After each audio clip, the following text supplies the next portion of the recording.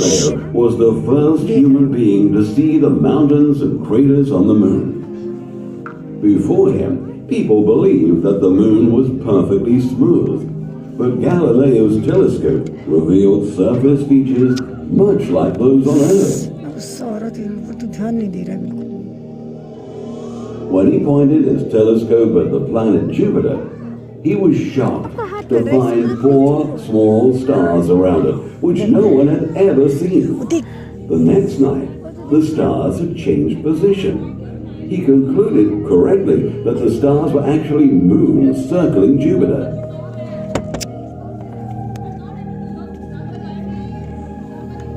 People had long wondered about the mysterious glowing streak in the sky, known because of its dim white appearance as the Milky Way.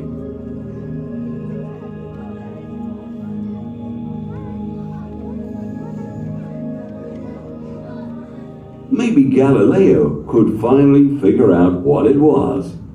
It was made up of countless stars too faint to be seen without a telescope. Galileo realized that they were suns like our own, but much, much farther away.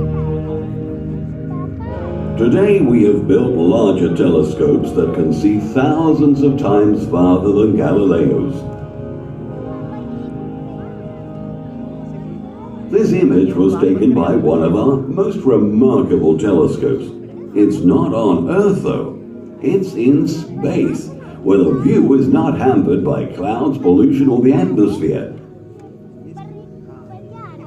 The Hubble Space Telescope. Through it, we've seen things in the universe that are breathtaking.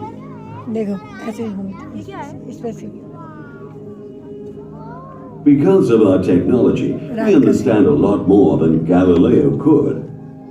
But there remain great questions. How did the universe begin? What is it made of? How big is it? How many stars are there? What is the future of the universe? Scientists believe they have solved some of these questions, but some they haven't yet. The universe is the greatest of all mysteries, and the answers that will unlock its secrets await new discoveries, perhaps by future scientists watching this show right now.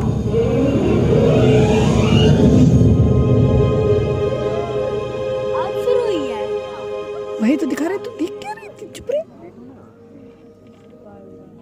वही सब दिखा रहे हैं, तुम पता नहीं क्या ध्यान दे रहे हो। It is vast.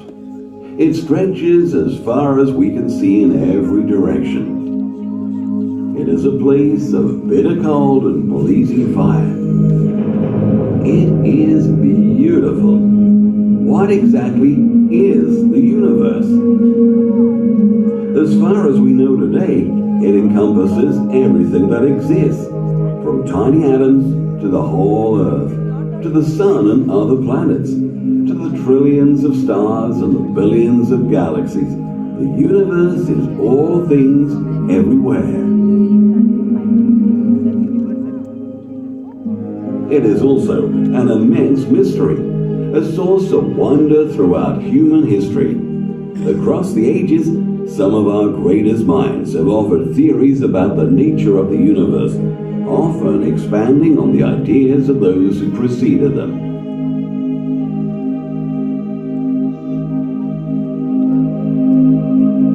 Today's story of the universe might appear strange to the great astronomers of the past. Vishwamitra in India, Ptolemy in Greece, Aryabhat in India, Copernicus in Poland, and Galileo in Italy.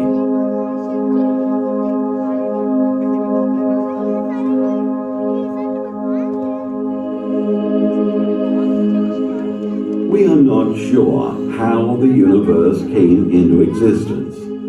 Some believe that it was created in the remote past, and others say that it has always been around. Present-day science estimates that the universe is about 14 billion years old and suggests that it exploded into being in a Big Bang.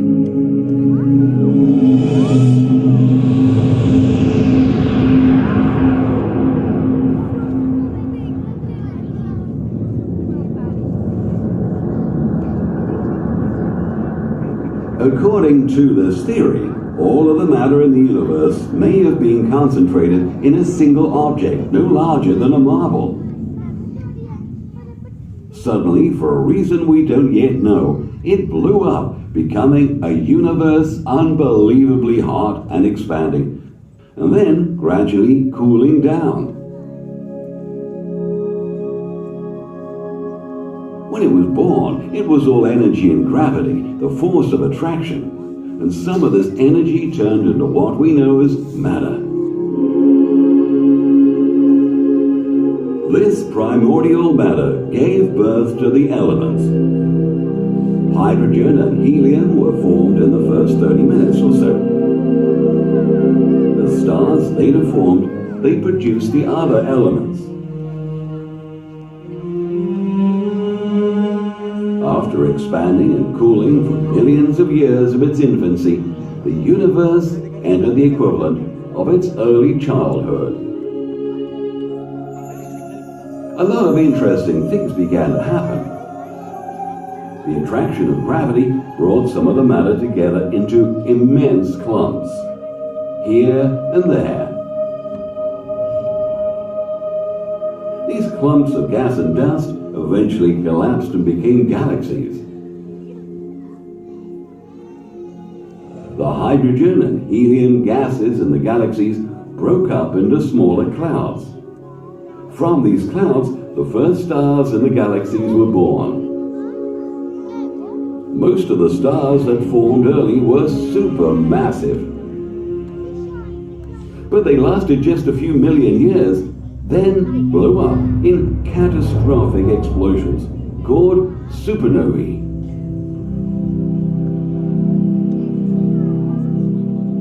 Curiously, all the elements to form life were produced inside the hot interiors of these massive stars. When they exploded, those elements were flung out into the extreme coldness of interstellar space.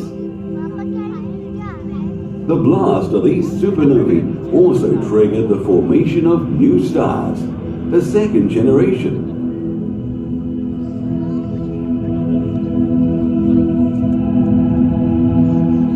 By the time the universe was a few billion years old, it was markedly different from what it had been just after the Big Bang. The simple state of radiant energy present at the time of its formation had grown into a massive collection of billions and billions of galaxies. Some of these galaxies are spiral-shaped, some elliptical, and another stake irregular shape, sometimes a result of colliding galaxies. Generation after generation of stars were born, produced elements for life, such as carbon, oxygen, and iron, and eventually died.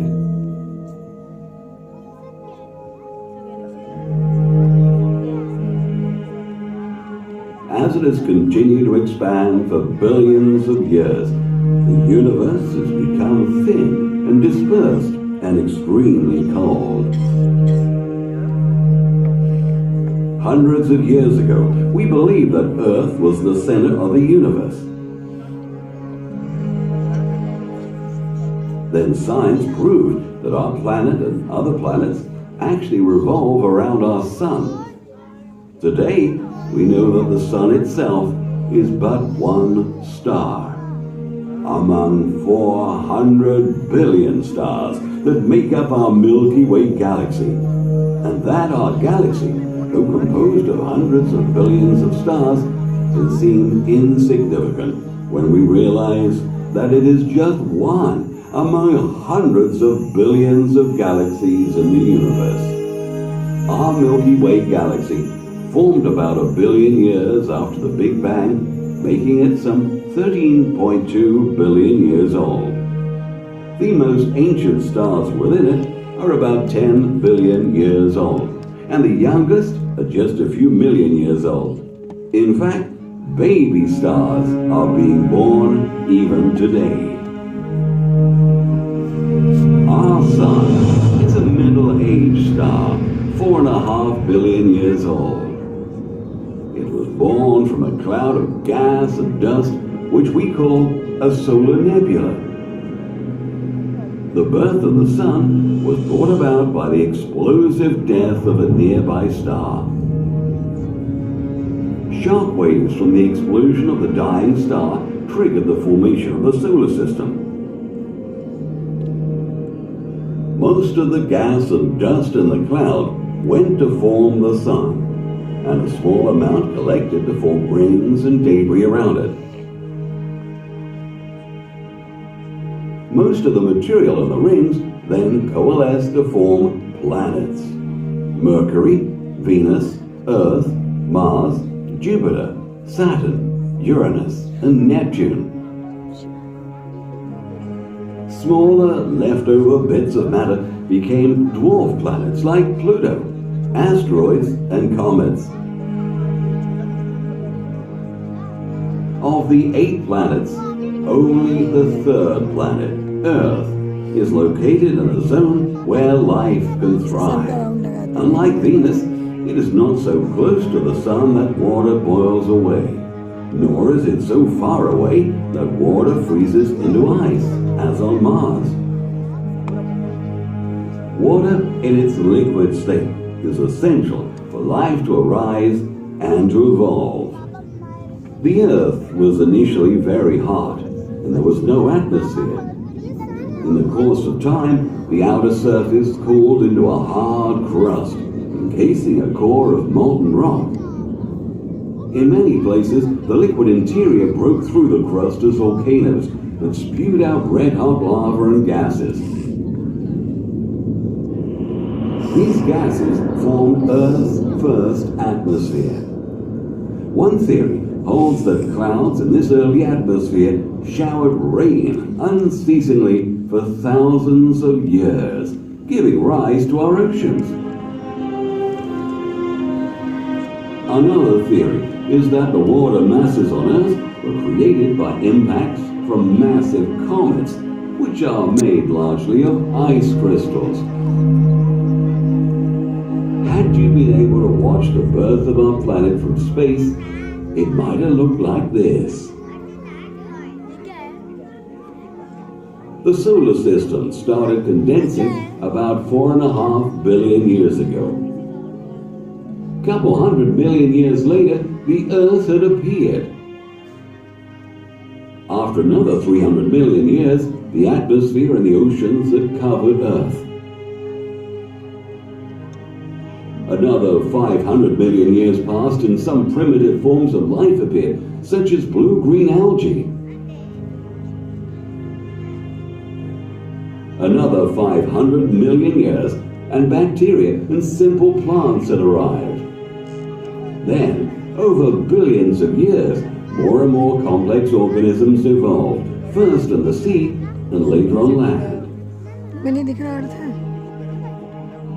Eventually, some 200 million years ago, the gigantic animals we call dinosaurs dominated Earth, only to disappear about 70 million years ago, probably as a result of climatic changes caused by the crash of a large asteroid, setting the stage for the rapid evolution of mammals, foremost among them humans, who began to shape nature itself. Our ancestors made stone tools, used fire, and learned to farm.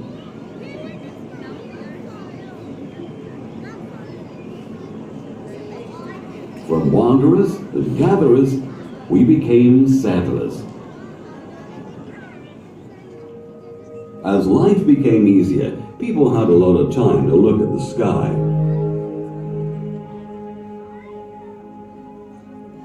In the apparent random distribution of stars in the night sky, our ancestors imagined familiar shapes and patterns, which we call the constellations. Today we recognize a total of 88 constellations that encompass the entire sky.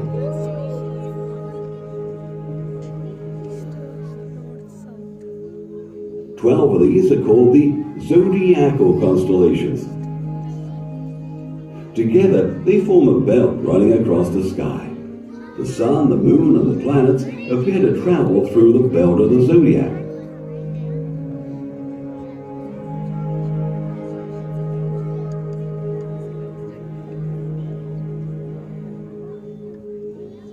One of the most conspicuous constellations seen in the winter sky is Orion, the Hunter.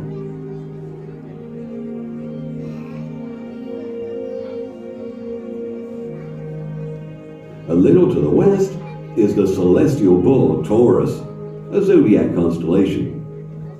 Taurus appears to be attacking Orion, the Hunter.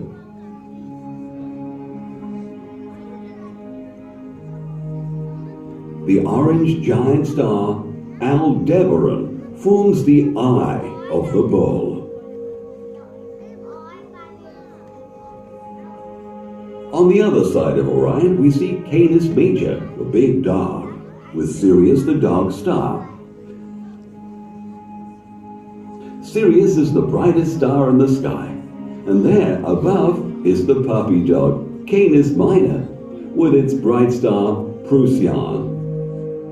Early humans lived close to wild animals, and they saw them in the night sky as well, such as the bears.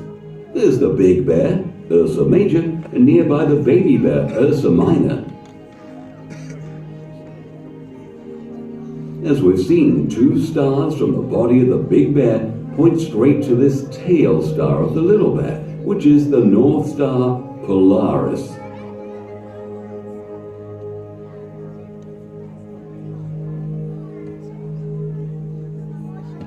Right overhead, we find the famous zodiac constellation Leo the Lion. One of the brightest stars, Regulus at the front paw, is actually 4 stars. And Denebola at the tail is a relatively young star. In the southern skies, we see the ancient ship Argo. Together, we have divided this ship into 3 constellations. The sails of the ancient ship we call Vela, the stern, Puppis, and the keel of the ship is called Carina. Canopus of Carina is the second brightest star in the sky. In fact, Canopus is used to navigate in the southern seas. Another constellation in the south that helps navigation is this one, formed by 4 stars in the shape of a cross. This is the Southern Cross, also known as Crux. Surrounding Crux is one of the biggest constellations, Centaurus. To the ancients, the stars were in the shape of a centaur, half man, half horse. Alpha Centauri, the third brightest star in the sky, is at the rear hoof of Centaurus, along with Proxima Centauri, which is also the closest star to us in the entire night sky. Here, in the constellation Boötes, the herdsman, we find Arcturus, the 4th brightest star. The 5th brightest star in the sky is seen rising in the east now, Vega, which has been studied more by astronomers than any star but the Sun.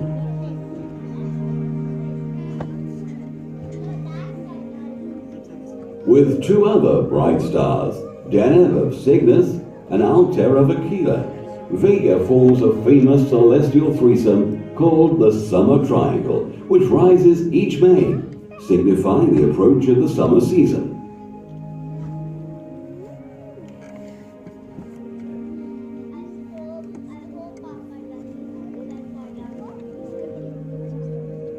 At any given time, you can see about 3,000 stars with your naked eyes. A few very bright, some dim, lots of stars barely visible. There are just a small fraction of the 400 billion stars in our Milky Way galaxy. To express the vastness of our universe, we use the term light year, the distance light can travel in 1 year. Our solar system is 300 light years from the center of the Milky Way galaxy. Andromeda Galaxy, which is the farthest object that the naked eye can see, is some 2 million light years away. And Andromeda is the closest major galaxy to us. Beyond it are more than 100 billion galaxies stretching across billions of light years.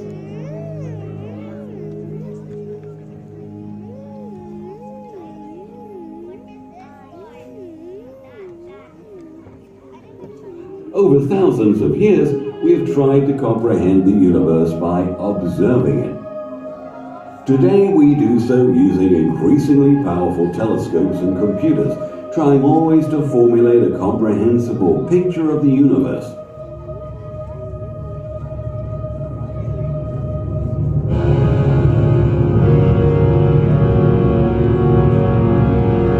One great question fascinates us. Is there other life out there?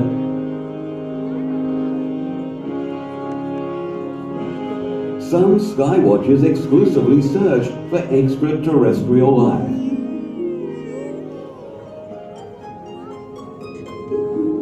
Recently, we've discovered that many stars have planetary systems around them. Some astronomers estimate there may be a billion places in the universe which can support life. But as of now, we have discovered no evidence of life elsewhere in the universe.